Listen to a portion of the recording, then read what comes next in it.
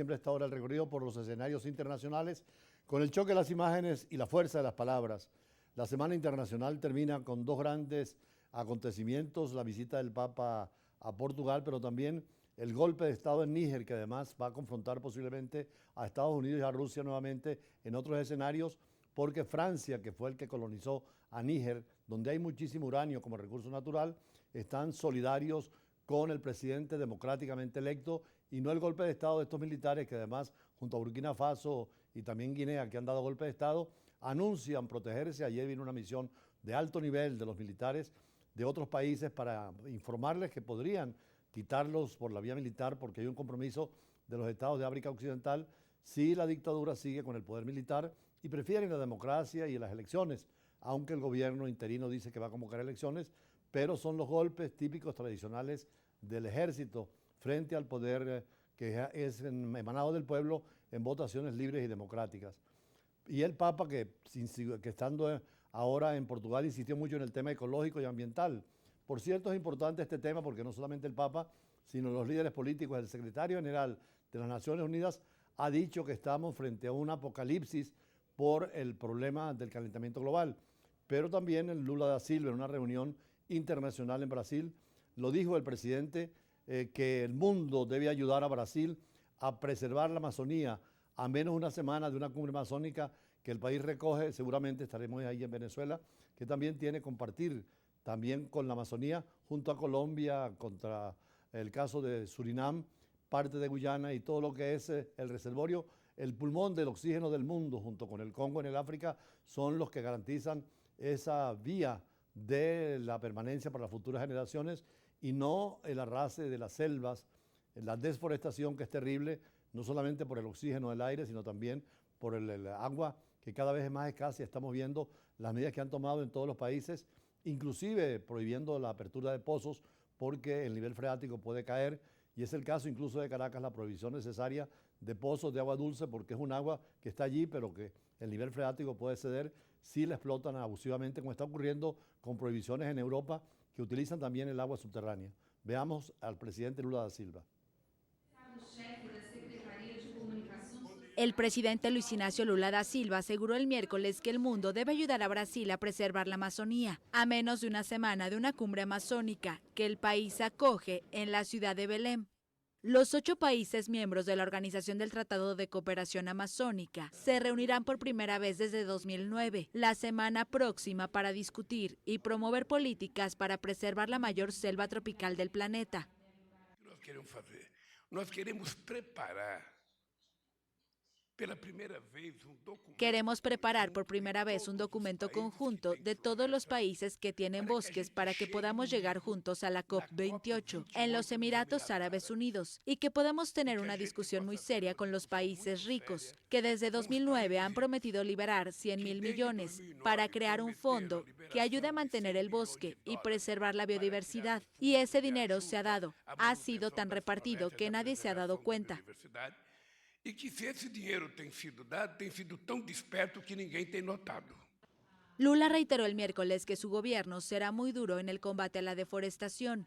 La destrucción de la Amazonía brasileña cayó 33,6% entre enero y junio de 2023, primer semestre del gobierno de Lula, respecto al mismo periodo del año pasado, según cifras oficiales divulgadas en julio. Lula, además, insistió en que Brasil, que ha buscado colocarse como un negociador en la guerra de Ucrania, va a continuar intentando encontrar la paz entre este país y Rusia. Por último, mostró su entusiasmo por la próxima cumbre de los BRICS, que se celebrará en Sudáfrica entre el 22 y el 24 de agosto.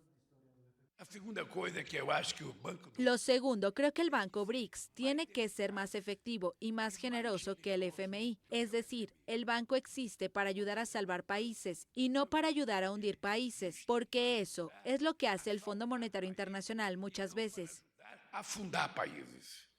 porque es lo que el FMI faz muchas veces. Y volvió a defender la idea de que los BRICS tengan una moneda propia para comerciar, al mismo tiempo que defendió el ingreso de nuevos países a la organización formada por Brasil, Rusia, India, China y Sudáfrica.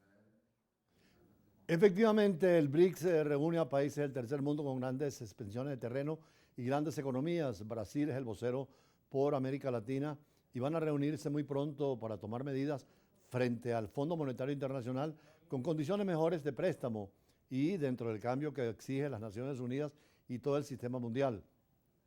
Pero también Lula coincide con el Papa Francisco, que recordó a los jóvenes la urgencia inmediata del calentamiento global y abogó por una ecología integral en el segundo día de su visita, en este diálogo con los jóvenes que son los que van a ser el futuro, y coinciden con Lula los gobiernos. El Papa es el líder espiritual que une también a otras religiones, siempre la defensa del medio ambiente y particularmente para las futuras generaciones.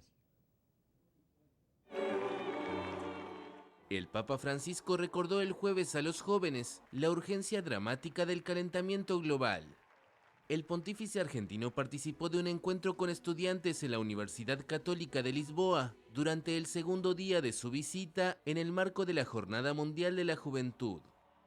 Debemos reconocer la urgencia dramática de hacernos caso de la casa común. Sin embargo, esto no se puede hacer sin una conversión del corazón y un cambio en la visión antropológica que está en la base de la economía y de la política. No nos podemos conformar con simples medidas paliativas o con compromisos tímidos y ambiguos. Francisco volvió a defender el concepto de ecología integral, una marca de su pontificado, desarrollada en su encíclica de 2015 Laudato Si, dedicada a la defensa del medio ambiente. Necesitamos escuchar el sufrimiento del planeta junto al de los pobres.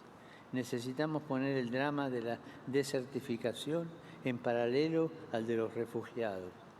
El tema de las migraciones junto al del descenso de la natalidad.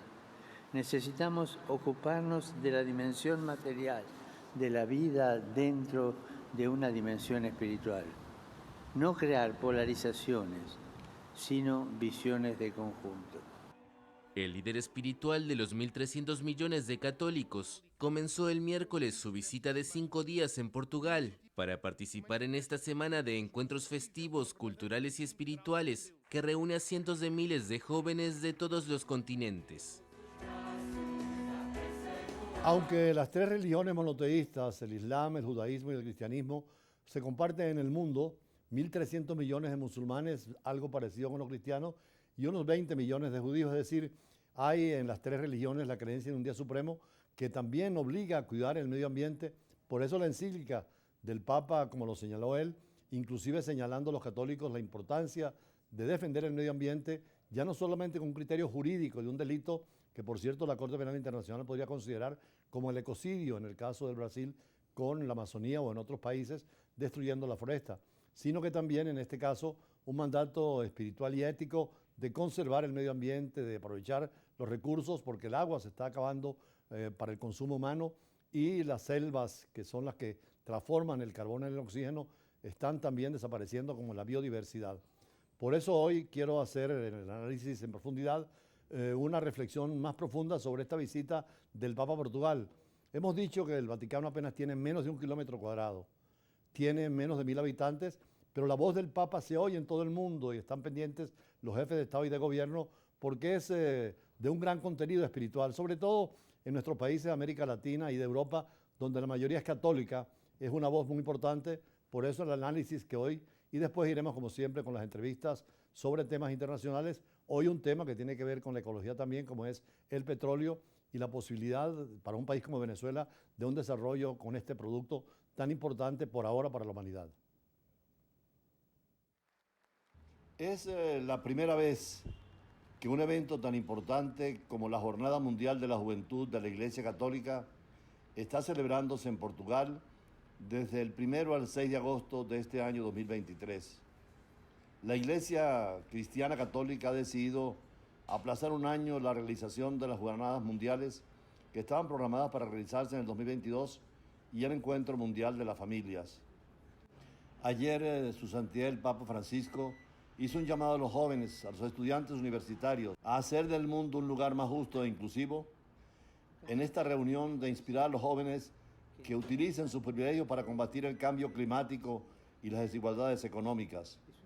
Francisco recibió una gran bienvenida en la Universidad Católica. Luego Francisco se dirigió a la localidad costera de Cascais para visitar la sede local de la Fundación Escolas Ocurrentes, un movimiento que fundó hace años para reunir a jóvenes de distintos orígenes y de diferentes nacionalidades. El Papa está en Lisboa para asistir, como señalábamos, a la Jornada Mundial de la Juventud,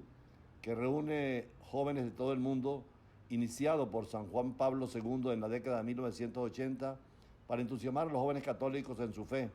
y en la práctica cristiana e inspirar a las próximas generaciones. Les insistió el Papa que un título académico no era para acumular riqueza ni éxito personal, sino un mandato para dedicarse a una sociedad justa, más inclusiva y más avanzada. Pidió a los jóvenes que utilicen el privilegio de su educación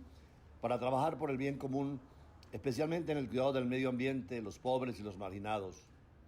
Ustedes, dijo, son la generación que puede vencer este desafío, tienen los instrumentos científicos y tecnológicos más avanzados, pero por favor no caigan en la trampa de visiones parciales y egoístas. De manera directa se refirió a los abusos sexuales cometidos por el clero en cualquier país, que se agravó luego de que un comité de expertos contratado por la Conferencia Episcopal en caso de Portugal reportó en febrero que los sacerdotes y otro personal eclesiástico podría haber usado al menos de 4.815 niños y niñas desde el año 1950.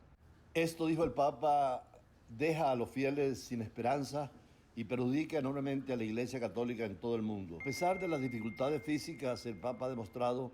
su espíritu ecuménico. Este es el viaje número 42 de su pontificado y además con su situación de los 86 años y las dificultades para caminar, sin embargo, quiso hacerse presente en esta jornada tan importante con el mandamiento para los más jóvenes de continuar los principios de la Iglesia para construir un mundo mejor, no solamente en lo económico, sino también en lo cultural, en lo religioso y en lo espiritual. El Papa está consciente de su situación física y en diciembre del 2022 reveló en una entrevista en el periódico español ABC que al comienzo de su pontificado en 2013, el Papa señaló una carta de renuncia en caso de impedimento por cuestiones médicas. Esta decisión ya ha sido tomada por el Papa Pablo VI y por Pío XII, pero ellos terminaron con su pontificado. De todas maneras, ya el Vaticano está pensando en el próximo Papa y los cardenales que puedan elegirlo están conscientes de que puede